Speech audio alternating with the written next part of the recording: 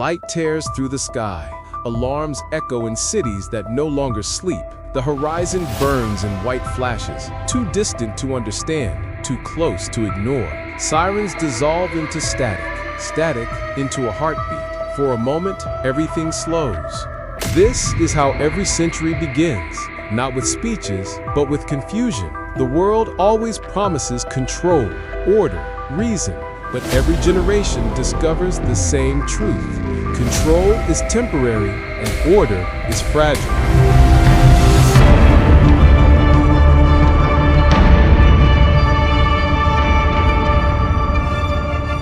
In 2014, the Black Sea looked calm, but history was already shifting under its surface. Crimea changed hands without a declared war. Soldiers without flags appeared overnight, moving through fog like ghosts from another era. The world hesitated, then rationalized. It was easier to call it a crisis than an invasion, easier to believe the peace would hold.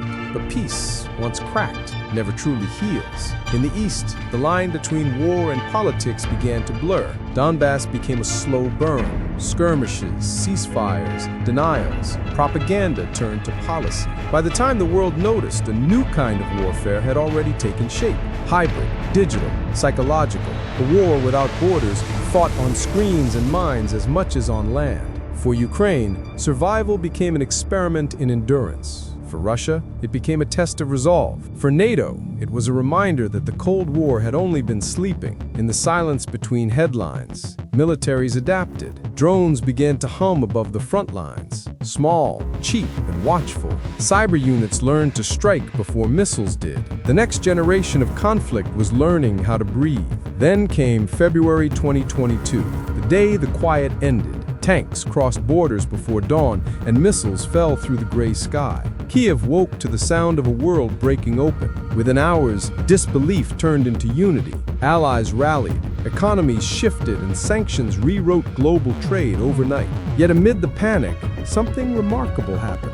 Resistance. Ukraine refused to fall. The country adapted faster than any intelligence model predicted. Volunteers, engineers, soldiers, all part of a single heartbeat. Technology became their armor.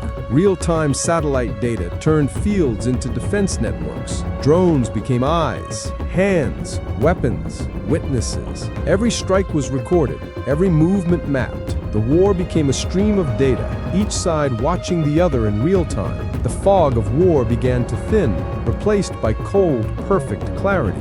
But clarity doesn't bring comfort, it brings pressure. In a world where every second matters, hesitation becomes defeat. By the second year, the front lines no longer moved much. Trench lines cut through Europe again, echoing another century's mistakes. But inside those trenches, the old world and the new world collided. Soldiers carried tablets next to rifles. Algorithms shared space with intuition. Commanders learned to trust information more than instinct. Across the globe, observers took notes. The United States analyzed drone tactics. China studied the logistics of survival under sanctions. Europe rewrote its defense policies in real time. Everyone was watching not just who would win, but how. Because this war wasn't just about territory, it was a blueprint for the future. And quietly, that future was already being built.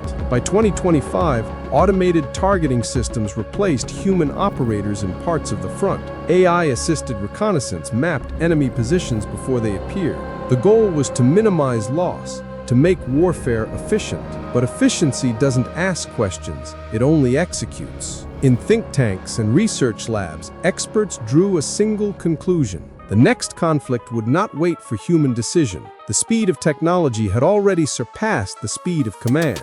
The loop of action and response had closed, leaving no room for thought. The narrator's voice lowers, steady but cold.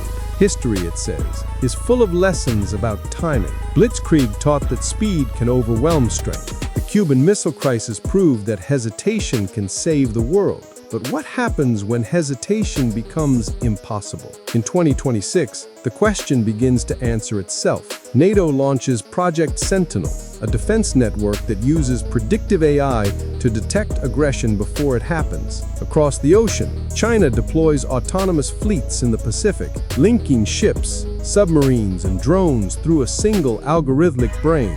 Russia builds an automated shield across its western border, capable of reacting faster than a general can blink. All claim their systems exist to protect peace. None realize they are erasing the space where peace can exist, because peace lives in pause, in the moment between threat and action, in the hesitation that machines no longer need.